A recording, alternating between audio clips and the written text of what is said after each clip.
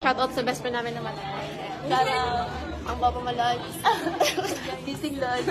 Walang mamamatay for today's video. Ano ba?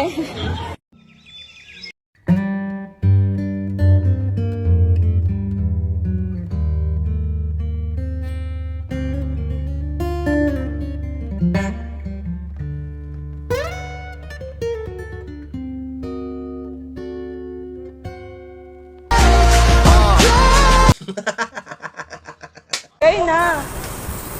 Game. Oh, yan na, dali. Ay na, tumutugtog, di lang rinig. 1, 2, 3, game para. Bubu. Tumutugtog mo, Jay. Ay, wait lang, nagulog.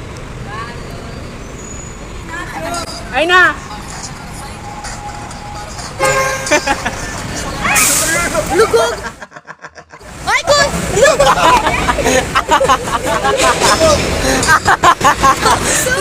Abulin mo nga.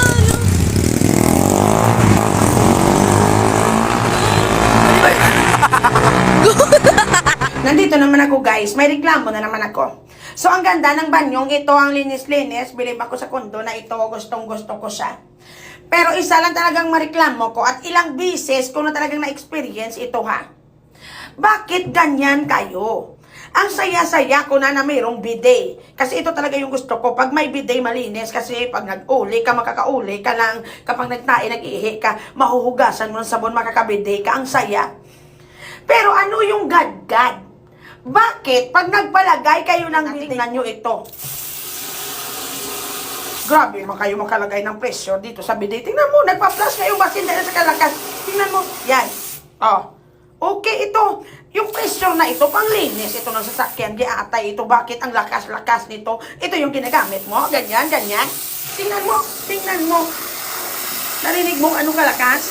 Yan. Pag nagtae ka, tapos nag-uli ka, pati yung puwet mo madadamay, matatanggal, pati yung almoranas mo ilalabas niya, giatay ito. Pag nag-ihi ka, ginamit mo ito, pati yung tinggel mo sasama na talaga kakaplas sa banyo. Umayos na kayo. Hindi ganito yung pressure. Yung mga puwet namin, hindi ito sasakyan, ikakarwas nyo, ilagay sa lugar. Hindi ganito kalakas. Tingnan mo to. Pag nag-uli ka, makakanlat yung puwet mo, magkakasugat ka, giatay.